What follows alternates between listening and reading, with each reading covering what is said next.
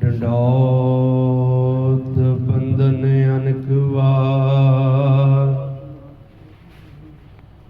सर्व कला समरथ,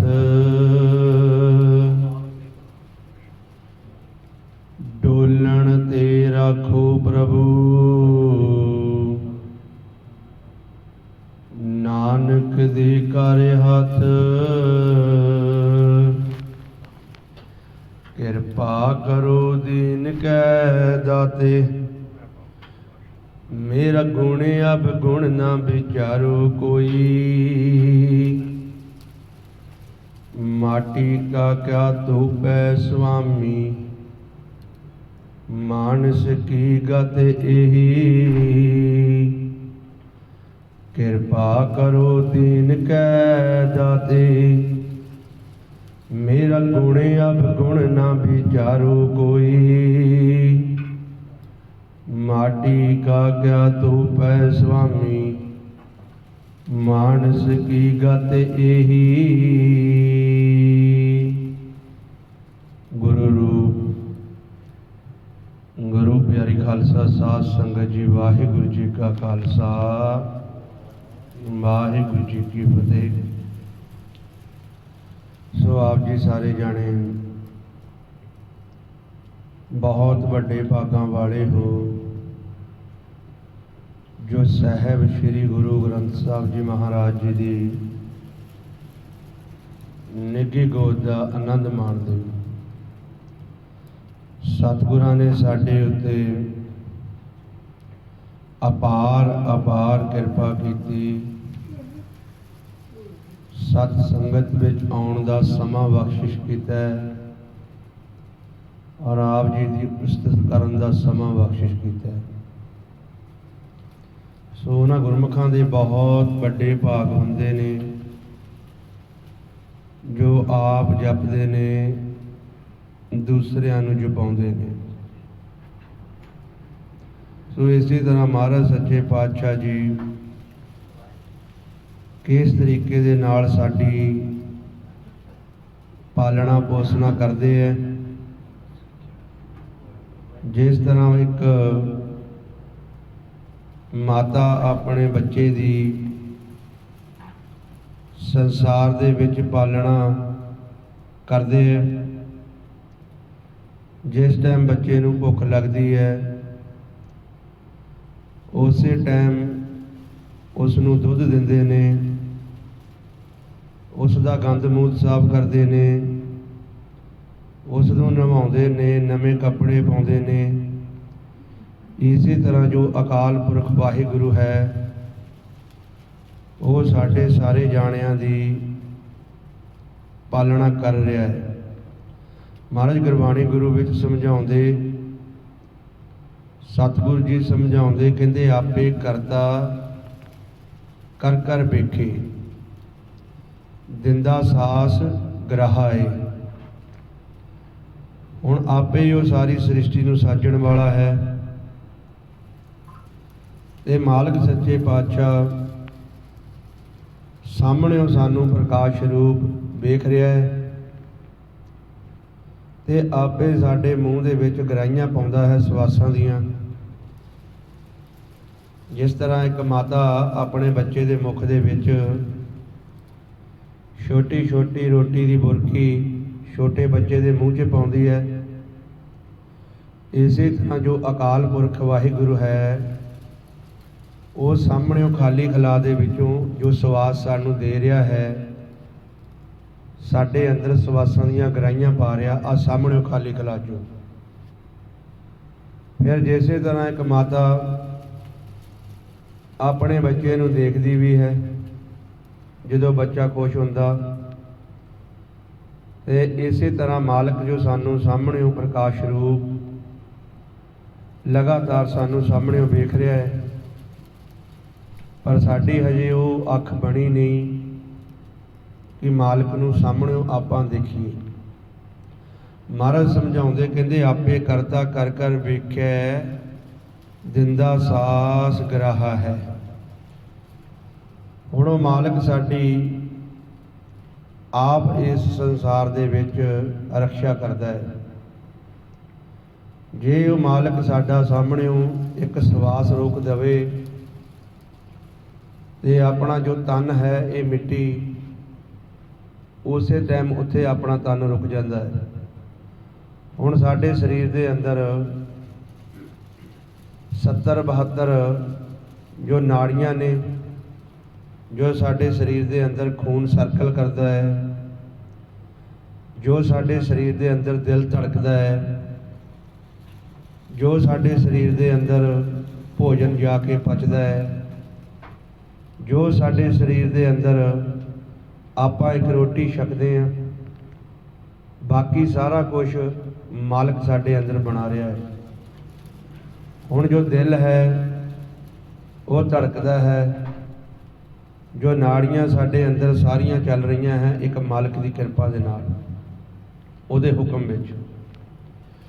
ਇੱਕ ਸਾਡੇ ਸਰੀਰ ਦੀ ਨਾੜੀ ਕੋਈ ਬਲੌਕ ਹੋ ਜਾਏ, ਸਾਡਾ ਉੱਥੋਂ ਅੰਗ ਪੈਰ ਕੰਮ ਕਰਨੋਂ ਹਟ ਜਾਂਦਾ।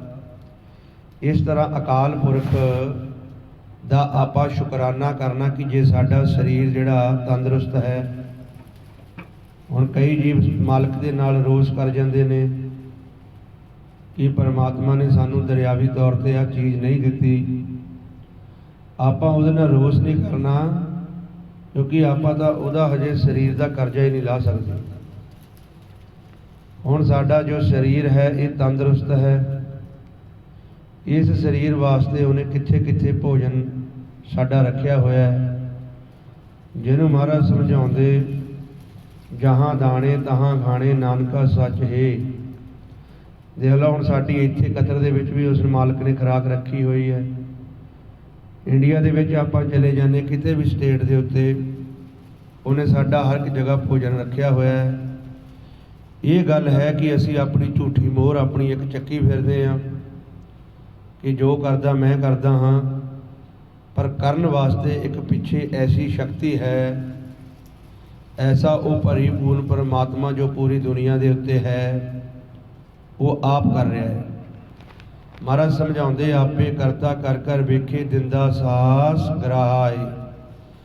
ਹੁਣ ਕੋਈ ਵੀ ਐਸੀ ਜਗ੍ਹਾ ਨਹੀਂ ਜਿੱਥੇ ਪਰਮਾਤਮਾ ਨਹੀਂ ਹੈਗਾ। ਆਪਾਂ ਸੋਚਦੇ ਹਾਂ ਕਿ ਸਾਡੇ ਨਾਲ ਕੋਈ ਦਰਿਆਵੀ ਤੌਰ ਤੇ ਮਨੁੱਖ ਨਹੀਂ ਹੈ, ਆਪਾਂ ਇਕੱਲੇ ਹਾਂ, ਪਰ ਸਾਡੇ ਨਾਲ ਹਰ ਇੱਕ ਜਗ੍ਹਾ ਪਰਮਾਤਮਾ ਮੌਜੂਦ ਹੁੰਦਾ ਹੈ। ਉਹ ਗੱਲ ਇੱਕ ਅਲੱਗ ਹੈ ਕਿ ਸਾਨੂੰ ਮਾਲਕ ਦੀਦਾ ਨਹੀਂ, ਕਿਉਂਕਿ ਆਪਾਂ ਇੰਨੀ ਬੰਦਗੀ ਨਹੀਂ ਕੀਤੀ, ਇੰਨੀ ਘਾਲਣਾ ਘਾਲੀ ਨਹੀਂ। ਮਾਲਕ ਦੀਆਂ ਜੋ ਕਲਾਮਾਤਾਂ ਇਸ ਸੰਸਾਰ ਦੇ ਅੰਦਰ ਵਰਸਦੀਆਂ ਹੈ, ਉਹ ਆਪਾਂ ਦੇਖ ਤਾਂ ਲੈਂਦੇ ਹਾਂ, ਪਰ ਸਾਨੂੰ ਕਈ ਵੇਲੇ ਸੋਝ ਹੀ ਨਹੀਂ ਆਉਂਦੀ। ਦਰਿਆਵੀ ਤੌਰ ਤੇ ਸਾਡਾ ਕੋਈ ਕੰਮ ਅੜ ਜਾਂਦਾ ਹੈ। ਜਿਸ ਤਰ੍ਹਾਂ ਆਪਣਾ ਇੱਕ ਮਾਤਾ ਪਿਤਾ ਹੈ ਘਰ ਦੇ ਵਿੱਚ, ਜਦੋਂ ਸਾਨੂੰ ਕੋਈ ਦਰਿਆਵੀ ਤੌਰ ਤੇ ਕਿਸੇ ਚੀਜ਼ ਦੀ ਲੋੜ ਪੈਂਦੀ ਹੈ, ਪਿਤਾ ਸਾਡੀ ਉਹ ਪੂਰੀ ਕਰ ਦਿੰਦਾ ਹੈ। ਇਸੇ ਤਰ੍ਹਾਂ ਜੇ ਆਪਾਂ ਸੰਸਾਰ ਦੇ ਵਿੱਚ ਸਾਡੀ ਕੋਈ ਚਾਹਨਾ ਹੁੰਦੀ ਹੈ, ਉਹ ਮਾਲਕ ਨਿਰੰਕਾਰ ਸੱਚੇ ਪਾਤਸ਼ਾਹ ਉਹ ਪੂਰੀ ਕਰ ਦਿੰਦਾ ਹੈ, ਪਰ ਕੋਈ ਜਰੀਆ ਬਣਾ ਕੇ। ਕਿਉਂਕਿ ਸਾਨੂੰ ਇੰਨੀ ਸਮਝ ਨਹੀਂ ਹੁੰਦੀ ਕਿ ਮਾਲਕ ਨੂੰ ਆਪਾਂ ਦੇਖ ਲਈਏ, ਹਜੇ ਇੰਨੀ ਸਾਡਾ ਬਲ ਨਹੀਂ ਹੈ। ਉਹ ਫਿਰ ਕਿਸੇ ਨਾ ਕਿਸੇ ਆ ਜਰੀਆ ਬਣਾ ਕੇ ਉਹਦੇ ਅੰਦਰ ਵਰਸ ਕੇ ਉਹ ਸਾਡਾ ਕੰਮ ਕਰਾ ਜਾਂਦਾ ਹੈ। ਪਰ ਉੱਥੇ ਮਨੁੱਖ ਨੂੰ ਨਾ ਸਮਝ ਹੋਣ ਕਰਕੇ, ਨਾ ਸੋਝੀ ਹੋਣ ਕਰਕੇ ਮਨੁੱਖ ਉੱਥੇ ਆਪਣੀ ਮੋਹਰ ਚੱਕੀ ਲੈਂਦਾ ਹੈ। ਇਸੇ ਤਰ੍ਹਾਂ ਜੋ ਪਰਮਾਤਮਾ ਹੈ ਉਹ ਸਦਾ ਸਾਡੇ ਨਾਲ ਰਹਿੰਦਾ ਹੈ। ਹੁਣ ਆਪਾਂ ਗੁਰੂ ਘਰ ਇਕੱਤਰ ਹੋਏ ਹਾਂ ਸਾਰੇ ਜਾਣੇ, ਬਾਅਦ ਵਿੱਚ ਆਪਾਂ ਕੰਮਾਂ ਕਾਰਾਂ 'ਤੇ ਵੀ ਚਲੇ ਜਾਣਾ, ਬਾਅਦ ਵਿੱਚ ਆਪਾਂ ਸਾਈਡਾਂ 'ਤੇ ਵੀ ਚਲੇ ਜਾਣਾ। ਜਦੋਂ ਅਸੀਂ ਇਸ ਦੇਸ਼ ਦੇ ਵਿੱਚੋਂ ਆਪਣੇ ਵਾਪਸ ਦੇਸ਼ ਨੂੰ ਵਰਤੇ, ਫਿਰ ਵੀ ਆਪਾਂ ਵਿਛੜ ਜਾਣਾ। ਪਰ ਇੱਕ ਅਕਾਲ ਪੁਰਖ ਵਾਹਿਗੁਰੂ ਹੈ ਜੋ ਸਦਾ ਅੰਗ ਸੰਗ ਰਹਿੰਦਾ ਹੈ, ਜੋ ਸਾਡੇ ਅੰਦਰ ਵੀ ਮੌਜੂਦ ਹੈ ਤੇ ਬਾਹਰ ਵੀ ਕੋਈ ਐਸੀ ਜਗ੍ਹਾ ਨਹੀਂ ਜਿੱਥੇ ਮਾਲਕ ਨਹੀਂ। ਹੁਣ ਜੇ ਅਸੀਂ ਗੁਰੂ ਘਰ ਵੀ ਆਉਂਦੇ ਹਾਂ, ਗੁਰੂ ਘਰ ਆ ਕੇ ਅਸੀਂ ਸੇਵਾ ਵੀ ਕਰਦੇ ਹਾਂ, ਤੇ ਸੇਵਾ ਕਰਕੇ ਘਰ ਦੇ ਵਿੱਚ ਅਸੀਂ ਆਪਣੇ ਮਾਤਾ ਪਿਤਾ ਦੀ ਵਚਨ ਨਹੀਂ ਕਮਾਉਂਦੇ, ਜਾਂ ਆਪਾਂ ਕਿਸੇ ਨੂੰ ਦਰਿਆਵੀ ਤੌਰ 'ਤੇ ਦੁੱਖ ਦਿੰਦੇ ਹਾਂ, ਜਾਂ ਆਪਾਂ ਦਰਿਆਵੀ ਤੌਰ 'ਤੇ ਕਿਸੇ ਨੂੰ ਪਰੇਸ਼ਾਨ ਕਰਦੇ ਹਾਂ। ਹੁਣ ਆਪਾਂ ਨੂੰ ਇੰਨਾ ਤਾਂ ਪਤਾ ਲੱਗ ਗਿਆ ਕਿ ਮਾਲਕ ਹਰ ਇੱਕ ਜਗ੍ਹਾ ਹੈ ਤੇ ਸਾਰੇ ਜੀਵ ਉਸ ਪਰਮਾਤਮਾ ਦੇ ਨੇ। ਬਸ ਆਪਾਂ ਉਹਦੇ ਹੁਕਮ ਵਿੱਚ ਰਹਿਣਾ ਹੁੰਦਾ ਹੈ। ਜੇ ਅਸੀਂ ਆਪਣੇ ਘਰ ਦੇ ਵਿੱਚ ਆਪਣੇ ਮਾਤਾ ਪਿਤਾ ਦੇ ਹੁਕਮ ਵਿੱਚ ਰਹਿੰਦੇ ਹਾਂ, ਜਿਨ੍ਹਾਂ ਦੇ ਰਾਹੀਂ ਸਾਨੂੰ ਮਾਲਕ ਨੇ ਇਸ ਦੇਸ਼ ਦੇ ਵਿੱਚ ਭੇਜਿਆ ਹੈ, ਕਿਉਂਕਿ ਮਾਂ ਦਾ ਦੇਣ ਕੋਈ ਦੁਨੀਆ 'ਤੇ ਮਨੁੱਖ ਦੇ ਨਹੀਂ ਸਕਦਾ। ਏਡੇ ਤੋਂ ਵੱਡੇ ਰਸ਼ੀ ਮੁੰਨੀ ਅਵਤਾਰੀ ਪੁਰਸ਼ ਹੋਏ ਹੈ, ਪਰ ਕੋਈ ਮਾਂ ਦਾ ਦੇਣ ਨਹੀਂ ਦੇ ਸਕਿਆ। ਗੁਰੂ ਗੋਬਿੰਦ ਸਿੰਘ ਜੀ ਮਹਾਰਾਜ ਜਦੋਂ ਮਾਤਾ ਗੁਜਰ ਕੌਰ ਦੇ ਪੈਰੀਂ ਹੱਥ ਲਾਉਂਦੇ ਸੀ ਤੇ ਮਾਤਾ ਜੀ ਉਹਨਾਂ ਨੂੰ ਮਨਾ ਕਰਦੇ ਸੀ ਕਿ ਬੇਟਾ ਮੇਰੇ ਪੈਰੀਂ ਹੱਥ ਨਾ ਲਾਓ, ਕਿਉਂਕਿ ਤੁਹਾਡੇ ਵਿੱਚੋਂ ਮੈਨੂੰ ਨਿਰੰਕਾਰ ਦੀ ਝਲਕ ਪੈਂਦੀ ਹੈ। ਗੁਰੂ ਗੋਬਿੰਦ ਸਿੰਘ ਜੀ ਮਹਾਰਾਜ ਸੱਚੇ ਪਾਤਸ਼ਾਹ ਜੀ ਫਿਰ ਉਹਨਾਂ ਦੇ ਪੈਰੀਂ ਹੱਥ ਲਾ ਦਿੰਦੇ ਸੀ ਆਪਣੇ ਮਾਤਾ ਜੀ ਦੇ। ਜਦੋਂ ਮਾਤਾ ਜੀ ਦੇ ਪੈਰੀਂ ਹੱਥ ਲਾਉਂਦੇ ਸੀ, ਕਹਿੰਦੇ ਹੁੰਦੇ ਸੀ ਕਿ ਮਾਤਾ ਇਹ ਸਭ ਤੁਹਾਡੀਆਂ ਦਿੱਤੀਆਂ ਲੋਰੀਆਂ ਨੇ। ਜੇ ਤੁਸੀਂ ਮੈਨੂੰ ਜਨਮ ਦਿੱਤਾ ਇਸ ਸੰਸਾਰ ਦੇ ਵਿੱਚ, ਏਡਾ ਵੱਡਾ ਸਤਿਗੁਰਾਂ ਨੇ ਮਾਂ ਨੂੰ ਦਰਜਾ ਦਿੱਤਾ ਹੈ। ਸੋ ਇਸੇ ਤਰ੍ਹਾਂ ਆਪਾਂ ਦਰਿਆਵੀ ਤੌਰ 'ਤੇ ਜੋ ਸੰਸਾਰ ਦੇ ਵਿੱਚ ਵਿਚਰਦੇ ਹਾਂ, ਘਰਾਂ ਦੇ ਵਿੱਚ ਵਿਚਰਦੇ ਹਾਂ, ਜੋ ਸਾਡੀ ਮਾਂ ਦਾ ਜੋ ਕਰਜ਼ਾ ਹੈ, ਜਦੋਂ ਮਾਤਾ ਜਨਮ ਦਿੰਦੀ ਹੈ, ਉਹ ਉਸ ਮਾਂ ਨੂੰ ਹੀ ਪਤਾ ਹੁੰਦਾ ਹੈ ਕਿ ਕਿੰਨਾ ਕੁ ਦੁੱਖ, ਦੂਸਰੀ ਮੌਤ, ਦੂਸਰਾ ਜਨਮ ਹੁੰਦਾ ਹੈ। ਹੁਣ ਜੋ ਪਿਤਾ ਹੈ ਉਹ ਕੁੱਲੀ ਬਣ ਕੇ ਸਾਰੀ ਜ਼ਿੰਦਗੀ ਸੰਸਾਰ ਦੇ ਵਿੱਚ ਸਾਡੀ ਖਾਤਰ, ਆਪਣੇ ਬੱਚਿਆਂ ਦੀ ਖਾਤਰ ਕੁੱਲੀ ਬਣ ਕੇ ਸਾਰੀ ਸੰਸਾਰ ਦੇ ਵਿੱਚ ਢੋਰਾ ਢੋਈ ਜਾਂਦਾ ਹੈ ਕਿ ਮੇਰੇ ਬੱਚਿਆਂ ਦਾ ਇਹ ਵੀ ਬਣ ਜਾਏ, ਮੇਰੇ ਬੱਚਿਆਂ ਦਾ ਇਹ ਵੀ ਬਣ ਜਾਏ। ਇਸ ਤਰ੍ਹਾਂ ਪਹਿਲਾਂ ਆਪਾਂ ਆਪਣੇ ਮਾਤਾ ਪਿਤਾ ਦਾ ਸਤਿਕਾਰ ਕਰਨਾ ਹੈ, ਉਹਨਾਂ ਦੇ ਹੁਕਮ ਵਿੱਚ ਰਹਿਣਾ ਹੈ, ਉਹਨਾਂ ਦੀ ਹਰ ਇੱਕ ਚੀਜ਼ ਦੀ ਲੋੜਵੰਦ ਨੂੰ ਪੂਰੀ ਕਰਨਾ ਹੈ, ਉਹਨਾਂ ਦੀ ਦੇਖਭਾਲ ਕਰਨੀ ਹੈ, ਉਹਨਾਂ ਦੇ ਨਾਲ ਪਿਆਰ ਦੇ ਨਾਲ ਵਿਚਰਨਾ ਹੈ ਕਿ ਮਾਤਾ ਪਿਤਾ ਦੀ ਜਿਹੜੀ ਸੀਸ ਹੈ ਉਹ ਖਾਲੀ ਨਹੀਂ ਜਾਂਦੀ।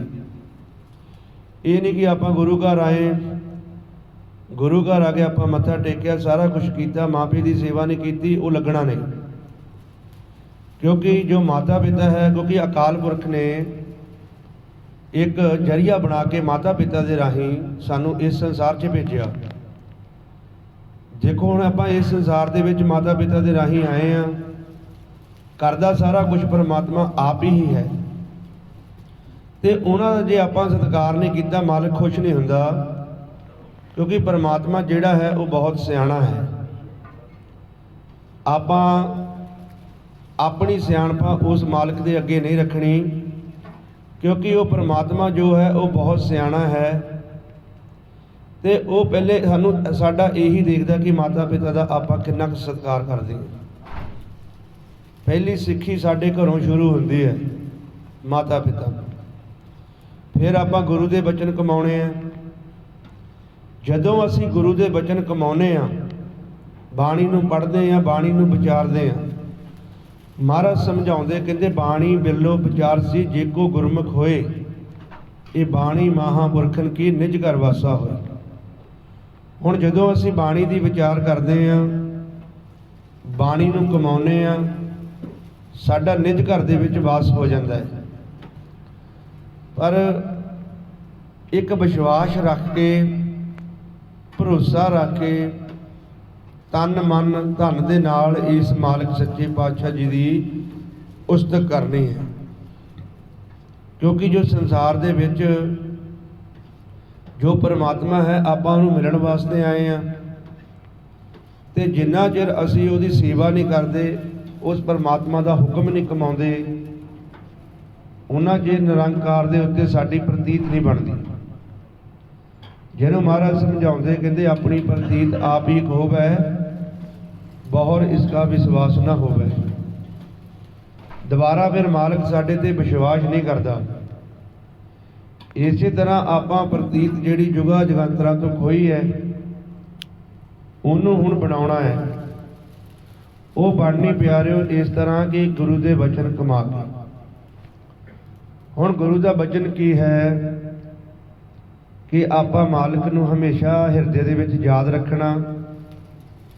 जिहनूं महाराज समझाउंदे भी तुसीं कर्म दे नाल भी याद रखो। महाराज समझाउंदे कहंदे चलत बैठत सोवत जागत गुरमंत्र हृदय चितार। उस वाहिगुरू मंत्र नूं आपां चितारदे रहना ते रहत दे विच आपां पक्के रहना। बਹਿੰਦਿਆਂ ਉੱਠਦਿਆਂ उस मालिक अकाल पुरख की उस्तत करते रहना। तो ਜਦੋਂ ਅਸੀਂ इस तरीके ਚੱਲਾਂਗੇ जो साडा पिता अकाल पुरख मन का पिता वो भी खुश होएगा। ਜਦੋਂ ਅਸੀਂ संसार ਦੇ ਵਿੱਚ ਆਪਣੇ माता पिता के हुक्म 'ਚ ਵਿਚਰਾਂਗੇ वो भी खुश होणगे ਤੇ ਸਾਡਾ मालिक ਦੇ ਨਾਲ ਮਿਲਾਪ सौखे तरीके सहज सुभाई हो जाएगा। क्योंकि जिस तरह गुरमुख प्यारे आप डॉक्टर के कोल जाने आ, डॉक्टर के कोल जाके आप दवाई लेने आ, चाहे सानू नजला हो गया चाहे सानू बुखार हो गया, आप डॉक्टर के कोल जाके दवाई लैके जदों डॉक्टर सानू दवाई दिंदा है वो सानू नाल परहेज दस दिंदा कि भाई आ दवाई है इन्ने टाइम ते खानी है पर नाल आ परहेज रखने आ, खट्टी मट्ठी चीज़ नहीं खानी, ठंडा पानी नहीं पीना। हुण जे आपां दवाई भी खाई जाने आ परहेज भी नहीं रखते तो कल नूं असीं डॉक्टर नूं कहीए भी सानूं तां आराम ही नहीं आउंदा तो डॉक्टर दा तां कसूर ही कोई नहीं।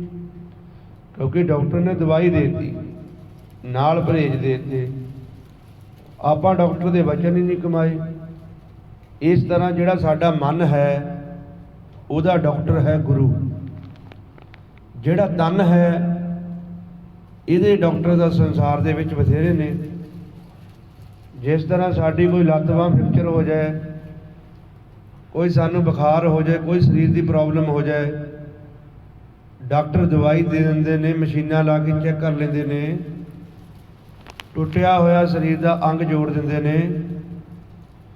इसी तरह हुण साडे जो संसारी तौर पर जगह की थां थां जगह के उत्ते हॉस्पिटल खुले ने तन वास्ते, पर जो मन का डॉक्टर है, जो मन का इलाज करना है वो करना है गुरु ने। तो जिन्ना चिर असी गुरु के वचन नहीं कमाते उन्ना चिर साडे मन का इलाज नहीं हुंदा। ते जे आपां सतगुरां दे वचन कमावांगे नाल परहेज रखांगे तो फिर साडा जो महाराज ने सानू दस्या होया मार्ग वो सहज सुभाई पूरा हो जाता है। इसी तरह गुरमुख प्यारिओ गुरु के वचन कमाउण वास्ते इस संसार 'च आए हैं, मनुखा देही मिली है। गुरु के भाणे विच रहण वास्ते सतगुरां दा उपदेश है ते गुरु के दसे हुए मार्ग ते आपां चलना है, सहज विच रहना है। जिन्हों महाराज समझाउंदे सतगुरु जी समझाउंदे कहंदे सहजे जागै सहजे सोवै गुरमुख अन दिन उस्तक होवे। हुण जिहड़े गुरमुख सहज विच जागदे ने, सहज विच रहिंदे ने, वो सतगुरु नूं पाउंदे ने। महाराज समझाउंदे कहंदे चाकर तेरा सोई जो सहजे रह समाई, जिहड़ा सहज दे विच रहिंदा है। सो आपां सारे जाणिਆਂ ने सिमरन करके मन नूं सहज दे विच रखना है। आओ फिर हुण आपां सारे जाणिਆਂ ने नेत्र बंद करके वाहिगुरू मंत्र का जाप करना है। जदों सवास अंदर जाता है उदों वाहे बोलना है, जदों सवास गगन हुंदा है उदों गुरु की आवाज़ देनी है।